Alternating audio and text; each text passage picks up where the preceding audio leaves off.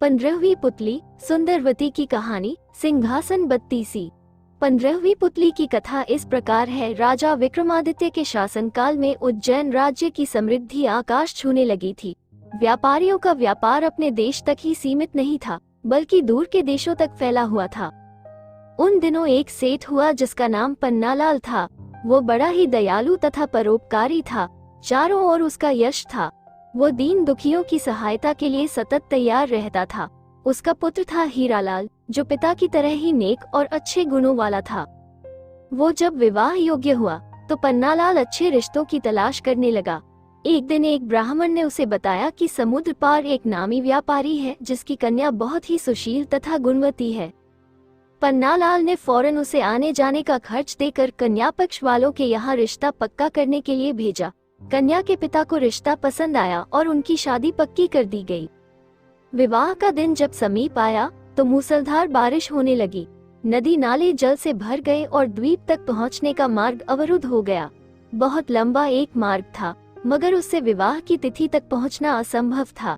सेठ पन्नालाल के लिए ये बिल्कुल अप्रत्याशित हुआ।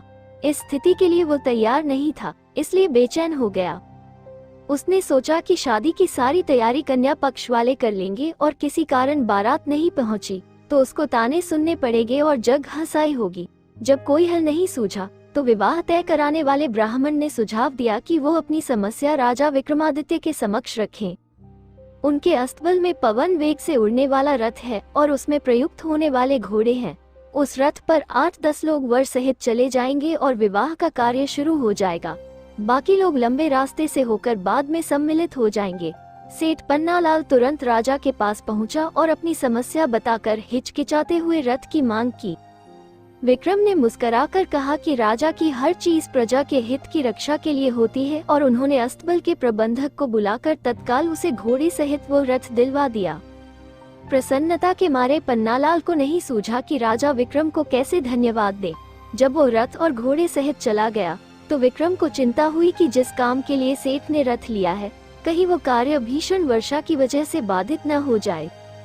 उन्होंने मां काली द्वारा प्रदत्त बेतालों का स्मरण किया और उन्हें सकुशल वर को विवाह स्थल तक ले जाने तथा विवाह संपन्न कराने की आज्ञा दी। जब वर वाला रथ पवन वेग से दौड़ने को तैयार हुआ तो दोनों बेताल छाया की तरह रथ के साथ चल पड़े।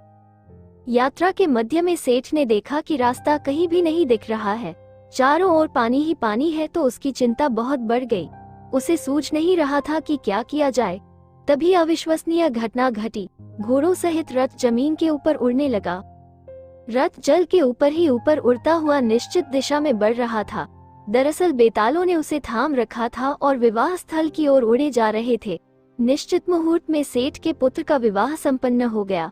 कन्या को साथ लेकर जब सेठ पन्नालाल उज्जैन लौटा तो घर के बदले सीधा राज दरबार गया। राजा विक्रमादित्य ने वर वधू को आशीर्वाद दिया। सेठ पन्नालाल घोड़े और रथ की प्रशंसा में ही खोया रहा। राजा विक्रमादित्य उसका आशय समझ गए और उन्होंने अश्व तथा रथ उसे उपहार स्वरूप भेंट कर दिए।